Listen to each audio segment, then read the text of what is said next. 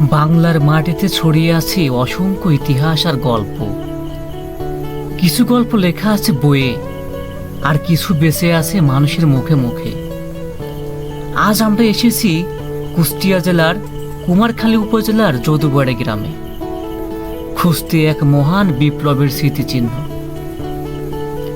এটাই যদুবড়া, একটি শান্ত সবুজে ঘেরা গ্রাম। কিন্তু এই গ্রামের বুকে লুকিয়ে আছে এক ঐতিহাসিক দাবি। এখানে নাকি ছিল বিপ্লবী ক্ষুদিরাম বসুর মাসির বাড়ি। এই সেই জায়গা যাকে ঘিরে তৈরি হয়েছে নানা গল্প। স্থানীয়দের মতে এই বাড়িতেই নাকি আসতেন ব্রিটিশ বিরোধী আন্দোলনের অন্যতম তরুণ বীর ক্ষুদিরাম বসু। আমরা ছোটবেলা থেকে শুনে আসছি এটা নাকি ক্ষুদিরাম বসুর মাসির বাড়ি। তিনি নাকি এখানে মাঝে মাঝে আসতেন।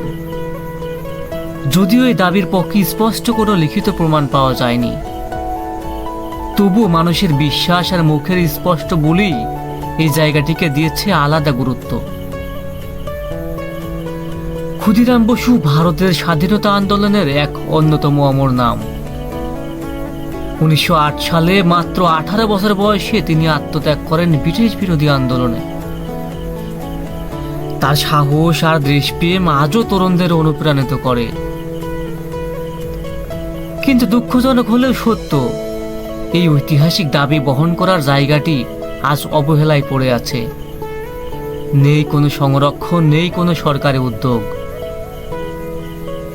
যদি এটি সংরক্ষণ করা হতো তাহলে আমাদের এলাকাতেও পরিচিত পেত এবং নতুন প্রজন্ম ইতিহাস সম্পর্কে জানতে পারত। ইতিহাস শুধু বইয়ের পাতায় নয়, এমন অনেক জায়গা ছড়িয়ে আছে আমাদের চারপাশে।